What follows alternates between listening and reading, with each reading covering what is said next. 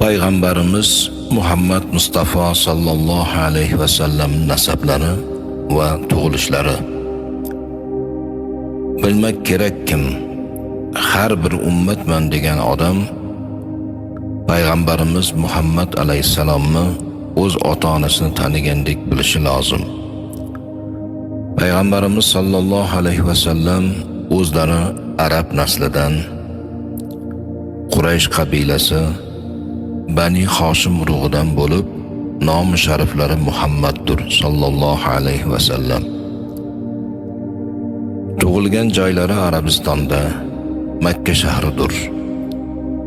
Otalari Abdulloh, Abdullohning otasi Abdul Muttalib, uning otasi Hoshim, uning otasi Abdul Manofdir.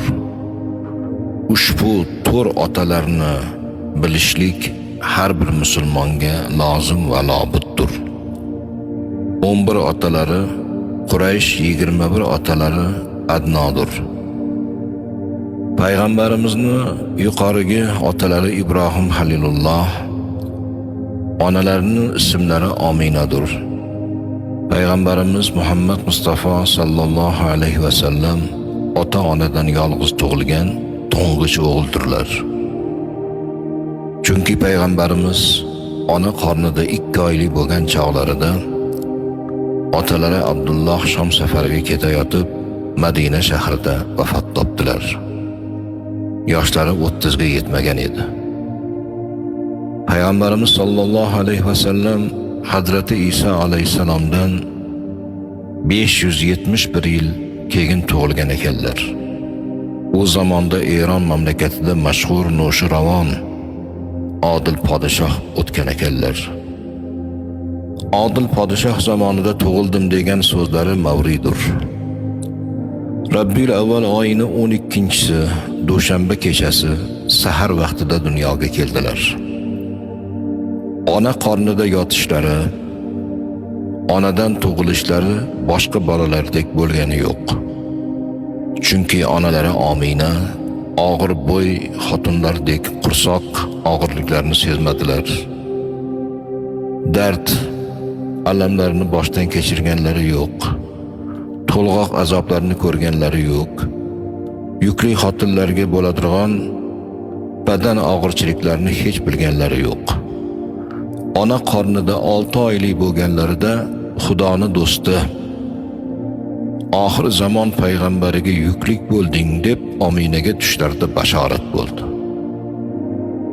Bu muborak o'g'il tug'ilganligini so'ngida oti Muhammad bo'lsin degan nom tug'ilishlardan oldin bashorat bo'lgan ekan. Tug'ilish oy kunlari tamom bo'lganida Allohning qudrati bilan Hazrati Maryam, Fir'avnning xotini, Hazrati Osiyo va boshqa bir necha hur qizlar bilan doyalikka hozir bo'ldilar. Bola tuqqan xotinlardek odatdagi to'lg'oq tortish, qursoq og'irligi, qon kelishiga o'xshash narsalarni hech biri Omina onamizda bo'lgani yo'q. Payg'ambarimiz Muhammad Mustafa sallallohu alayhi va sallam tug'ilganlarida poklik, tozalik bilan vujudga keldilar. Shundoqki sunnat qilingan edilar, kindiklari kesilgan, badanlari yog'langan, xush islik narsalar surtilgan holatda tug'ildilar. Payg'ambarimiz sallallohu alayhi va sallam dunyoga kelgan kechasida u zotning sharaf va hurmatlari uchun Xudoy taolo ko'p mo'jizalar ko'rsatdi. U zamonda olam hammasi kofiriston edi. O'tgan payg'ambarlarni ko'rsatgan haq dinlaridan odamlar adashgan edilar. Arab mushriklari tarafidan Baytullohga 360 dona but osilgan edi. Arablarning har bir urug'i o'zlariga atab Baytullohga bir donadan but osib qo'yishni odat qilgan edilar. Mana shu butlar payg'ambarimiz tug'ilgan kechada hammalari yuz tuban yiqilib yerga tushdi. Ertalab kelgan kofirlar bu holni ko'rib hayron bo'ldilar va ham ona qornida yerga tushgan chog'larida bir nur paydo bo'ldiki, uni yorug'idan Sham viloyatidagi Busro degan shaharning saroylari ko'rindi.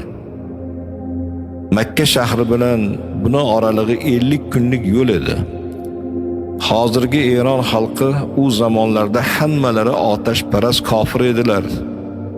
Tutgan dinlari esa majusiylar dini, o'tparastlik edi.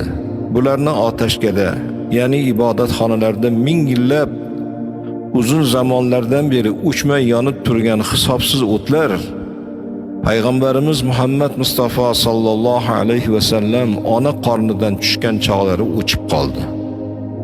Mana shunga o'xshash u kechada bir necha turli xil mo'jizalar paydo bo'ldiki, agar ularni hammasi bu o'rinda yozilsa, o'z oldiga bir kitob bo'ladi.